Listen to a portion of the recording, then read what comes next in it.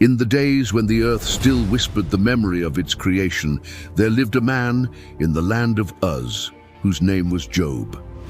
His name meant the persecuted one, though he did not yet know why.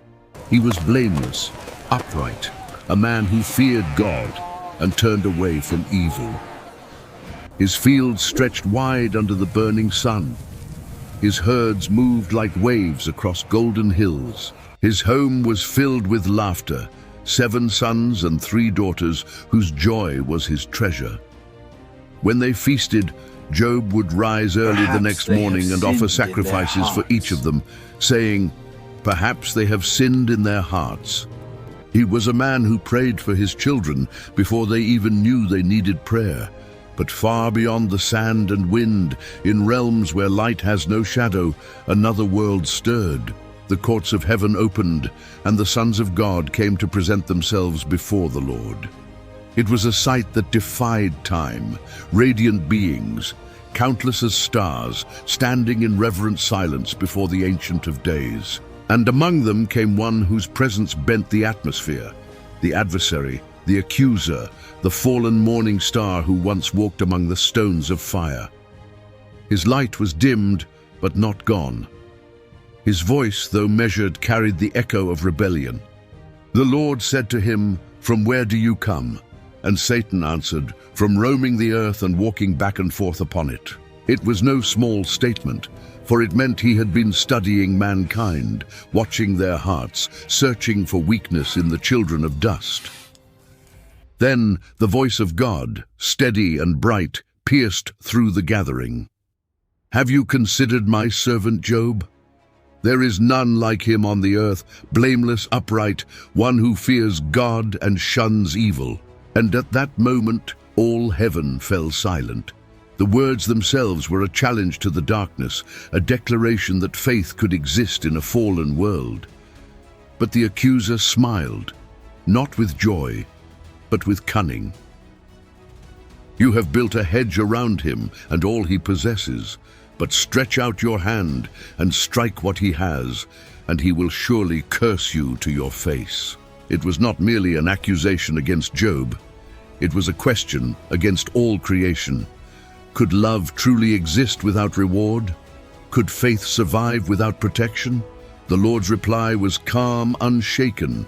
"Behold, all that he has is in your power. Only upon himself do not lay a hand." The words carried the weight of eternity, and with them, permission was granted. Heaven's courtroom fell still as the accuser turned, his form fading like smoke into the void between worlds. And so began the test that would echo across generations. On earth, the wind blew gently that morning, as if unaware of the storm that was about to break. Job's servants moved among the fields, his flocks grazed in peace, his sons feasted in their eldest brother's house. Then came the first messenger, breathless, covered in dust. The oxen were plowing and the donkeys feeding beside them, he cried, when the Sabeans attacked and took them away. They killed the servants with the sword. I alone escaped to tell you. Job's heart sank, but before he could speak, another ran in shouting, "Fire of God fell from heaven and burned up the sheep and the servants, and I alone escaped." The air itself seemed to grow darker, as if the heavens wept fire. Then came a third. "The Chaldeans formed 3 bands, raided the camels and killed your servants." Still another followed, trembling, eyes hollow. "Your sons and daughters were feasting, and suddenly a great wind struck the house. It collapsed. They are gone. All of them." Time stopped. The sound of grief tore through the desert. Job fell to the ground, but not in rage. He tore his robe, shaved his head, and said, "Naked I came from my mother's womb, and naked shall I return there. The Lord gave, and the Lord has taken away. Blessed be the name of the Lord." And heaven trembled at his words, for he did not curse God as the accuser had foretold. Instead, in ashes and pain, he worshipped.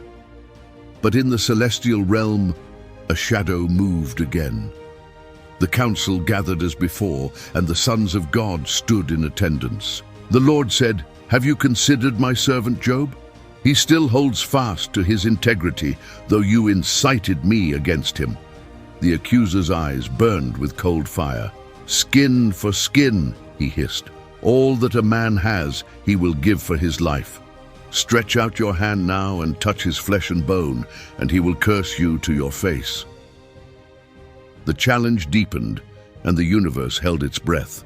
The Lord answered, "Behold, he is in your hand, but spare his life." Thus the adversary descended again, moving unseen through the winds that crawl beneath heaven. Job awoke one morning covered in painful boils, from the sole of his foot to the crown of his head. He sat among the ashes, scraping his skin with a piece of broken pottery. His wife, once radiant with faith, could not bear the sight. "Do you still hold fast your integrity?" she cried. "Curse God and die." But Job lifted his eyes to the horizon and whispered, "Shall we receive good from God and not evil?" Even in despair, his voice carried reverence.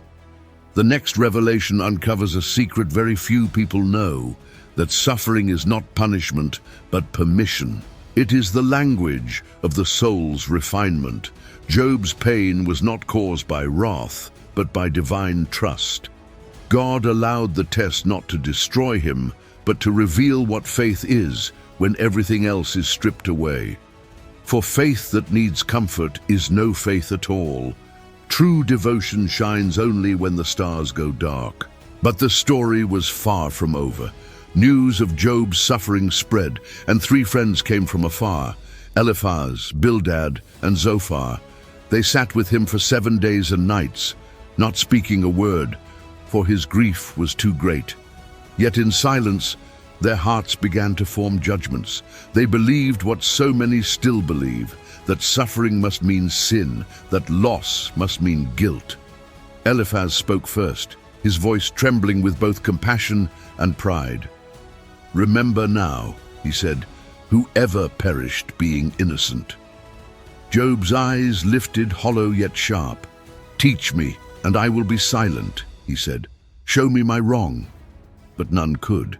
They tried to reason with him, to fit mystery into doctrine. But Job's pain did not fit their logic. His cry rose higher, not of rebellion, but of longing. "Oh, that I knew where I might find him, that I might come to his seat." He did not want answers. He wanted presence. In the heavens, angels watched, unable to comprehend the weight of what unfolded below.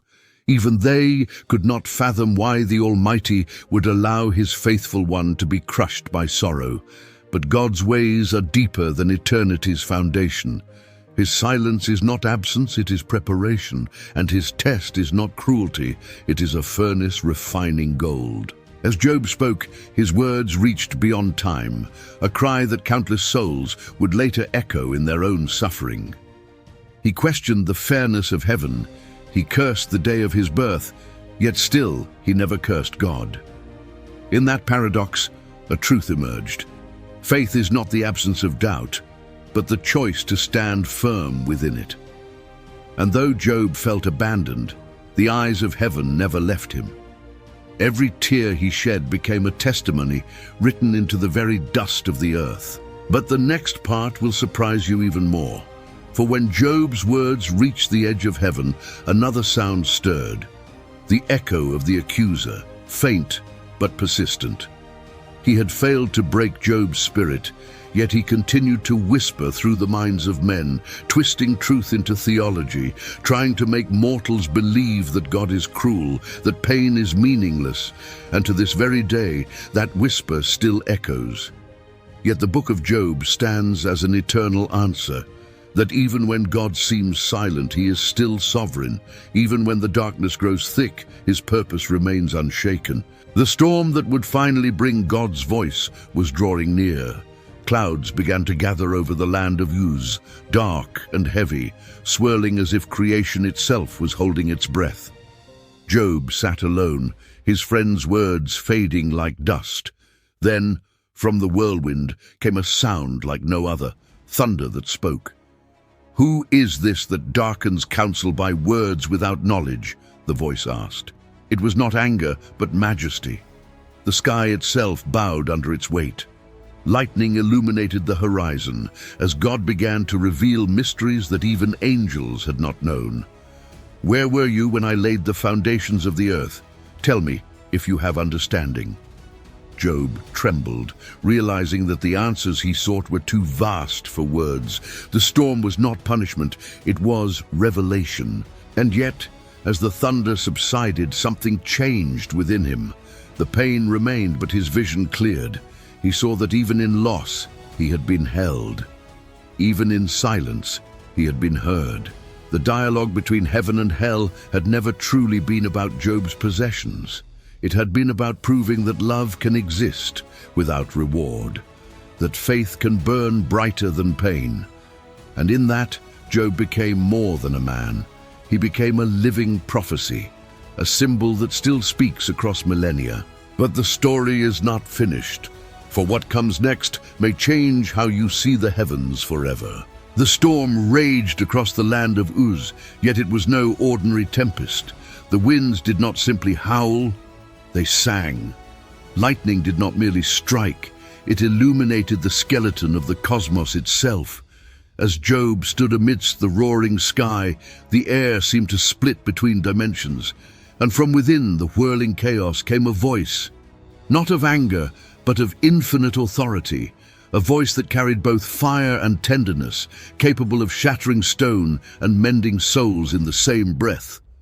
Who is this that darkens counsel by words without knowledge? It resounded, and every grain of sand seemed to bow in silence. The heavens pulsed, as though creation itself remembered its origin.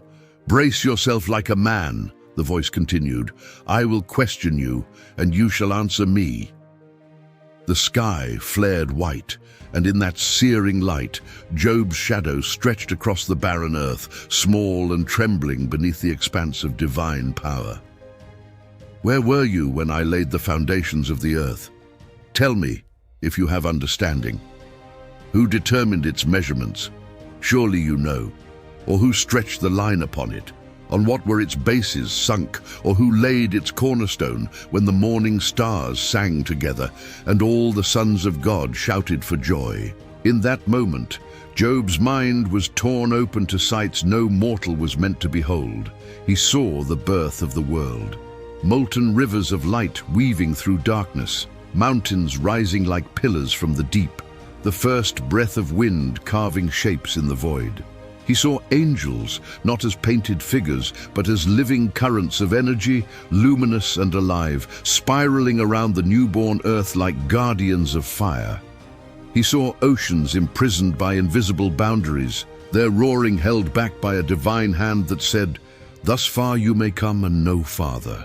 The next revelation uncovers a secret very few have ever understood, that creation itself is not static, but alive.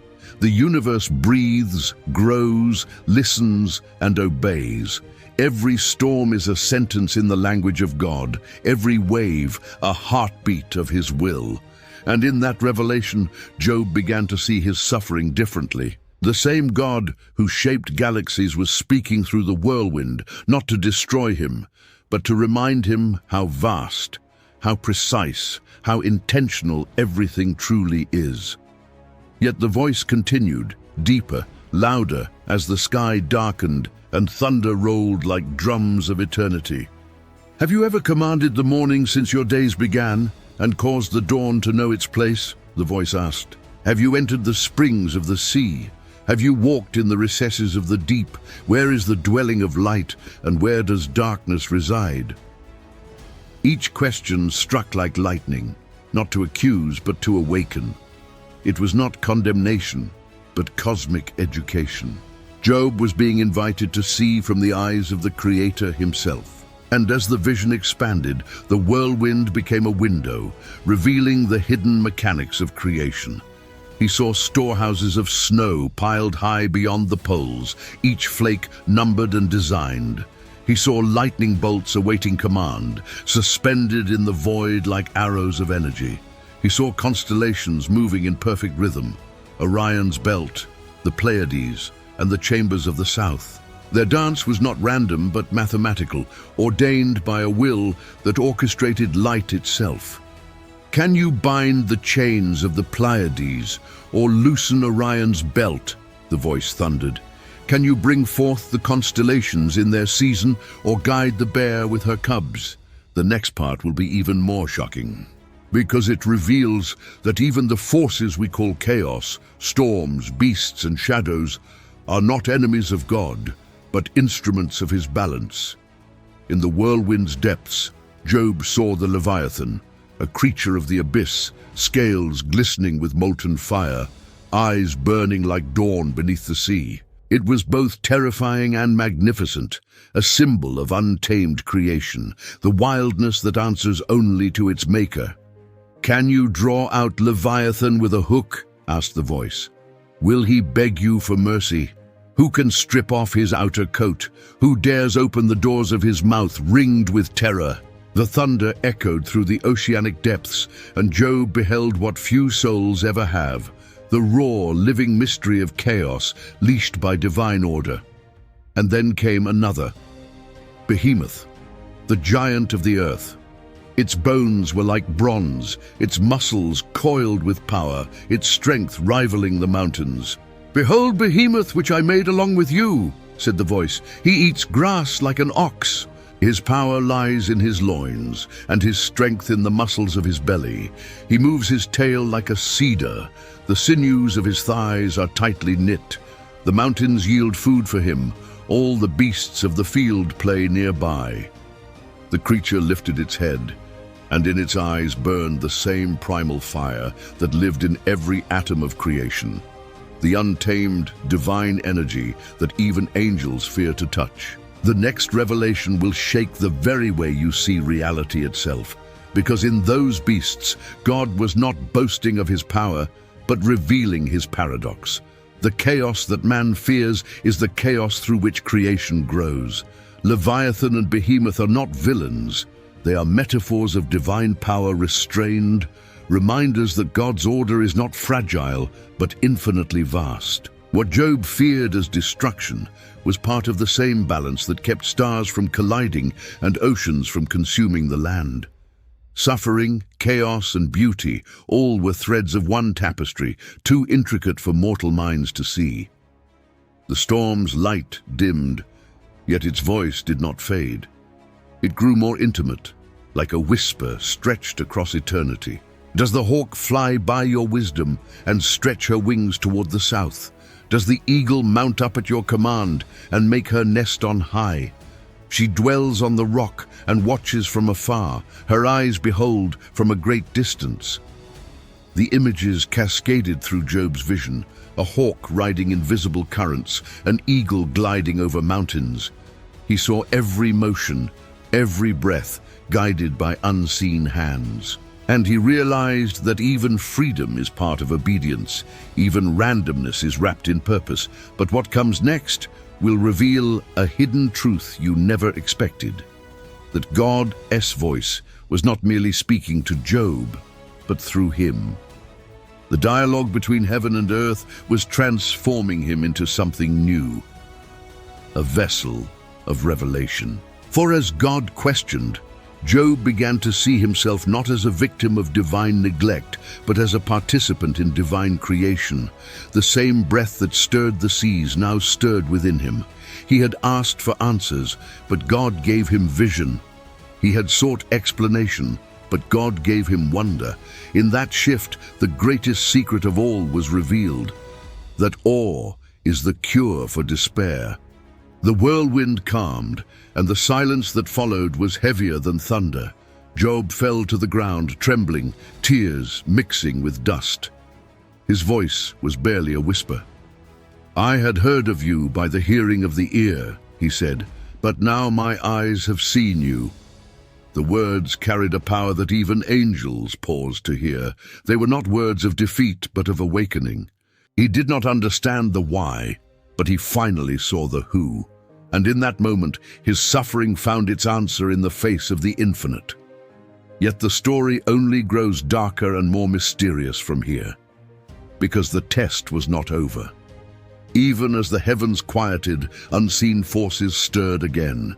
The adversary, though silenced, was not gone. He had failed to break Job's faith, but he had succeeded in planting a question that would echo through all humanity. Why must the righteous suffer? It was a seed that would grow through centuries, through prophets and kings, through Christ himself, until the answer took flesh in a carpenter's cross. Job's test was not isolated. It was the opening chapter of a divine mystery that would stretch from Genesis to Revelation. In the stillness after the storm, Job's life began to shift. His friends, once proud, now trembled in guilt. They had spoken falsely of God, trying to defend him with doctrines that lacked compassion. The Lord said to Eliphaz, "You have not spoken of me what is right, as my servant Job has." Job, scarred but radiant, prayed for them, and his prayer became the bridge of mercy. Through intercession, he became more like the very God he sought. And as he prayed, a warmth returned to the air, unseen at first, like dawn touching the horizon. The dust began to glow with life again. What was once ashes began to shimmer like gold. But the next part will be even more shocking. For what God restored was not just possessions, but purpose. Twice as much as before was given to him, not as a reward, but as a reflection. That loss does not end the story. It transforms it. His flocks multiplied, his fields flourished, his children were born anew, fairer, wiser, and filled with the beauty of redemption. His daughters were given names of light, Jemima, Keziah, and Keren Happuch, symbols of vision, fragrance, and brilliance. The names themselves carried prophecy, declaring that what had been broken would shine again. And yet, beyond the celebration, an invisible truth lingered, that the trial of Job was never about gain or loss, but revelation. For even after his restoration, Job would sometimes wake at night, hearing echoes of the whirlwind. He would look to the sky and remember the voice, not with fear, but with reverence. He knew now that the universe was not ruled by chaos or cruelty, but by purpose too vast to measure. He had seen the boundary of light and darkness, the balance between mercy and might, and though his days were long and blessed, his heart carried a secret that even time could not erase, that faith is not proven by comfort, but by fire. What comes next will reveal an even deeper mystery, for the story of Job is not over.